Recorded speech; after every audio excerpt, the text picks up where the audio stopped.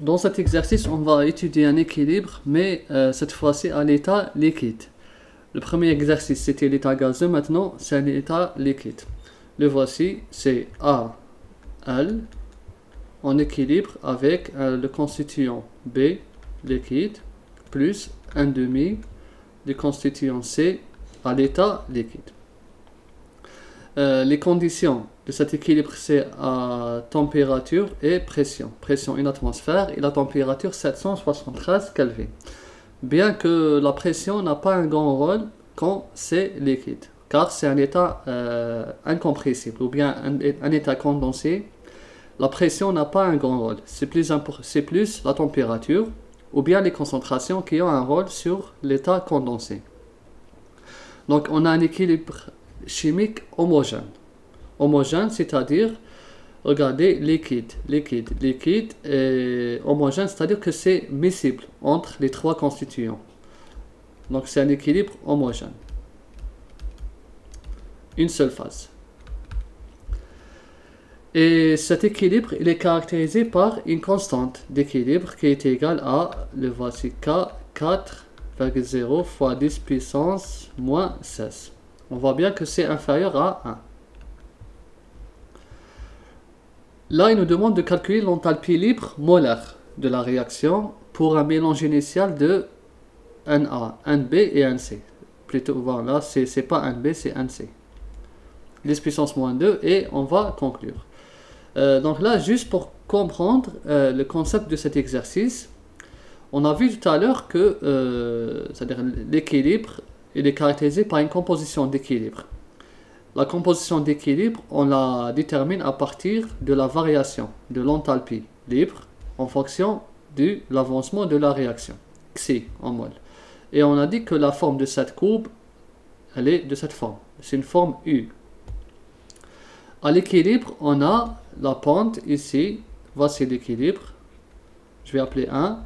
À l'équilibre, on a la variation de G sur la variation de Xi à pression et température constante est égale à l'enthalpie libre molaire.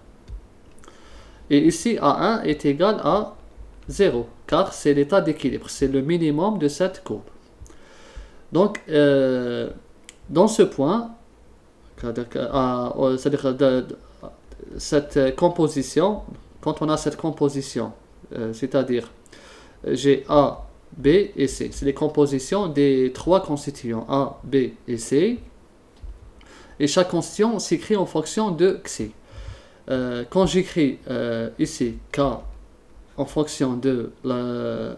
Je vais écrire comme ça. B, C, 1,5 sur A est égal à 4, 0 fois 10 puissance moins 16. Voilà la constante d'équilibre. Cette constante qu'on nous a donnée, elle correspond à une composition d'équilibre. Cette composition, comment on la détermine, on l'a vu tout à l'heure. Bon, je vais effacer ici. Comment je la détermine? Juste en faisant l'étude de l'avancement de la réaction à T0, G. Ici, je vais écrire A comme ça, et là j'ai 0, 0. Et à l'équilibre, là, combien elle va réagir? Moins Xi, et là j'aurai plus Xi, et là plus 1,5 Xi. La somme, à la fin, j'aurai quoi? J'aurai A moins Xi, plus Xi, et plus 1,5 Xi. Donc, le cas qu'on nous a donné, le cas qui est égal à quoi? Est égal à plus Xi, plus 1,5 Xi, puissance 1,5 sur A moins Xi. Donc, c'est cette composition qui correspond à la valeur de 4, 0 fois 10 puissance moins 16.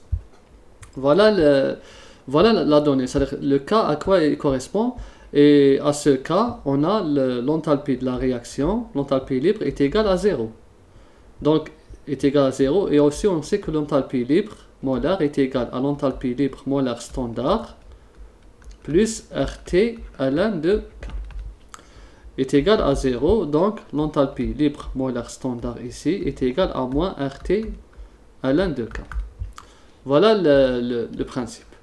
Maintenant, regardez qu'est-ce qu'ils disent. calculer l'enthalpie libre molaire de la réaction, c'est-à-dire la pente, cette pente, mais cette fois-ci pour un mélange initial tel que Na est égal à 10 puissance moins 3, Nb 10 puissance moins 5 et Nc 10 puissance moins 2. Là, qu'est-ce qu'on a fait? On a modifié les concentrations d'équilibre. On a modifié les concentrations de chaque constituant et on va voir comment l'équilibre va se comporter, comment la réaction elle va se comporter. Donc là, ils disent que on n'est plus ici, c'est-à-dire ce point on n'est plus, car on a modifié les concentrations initiales.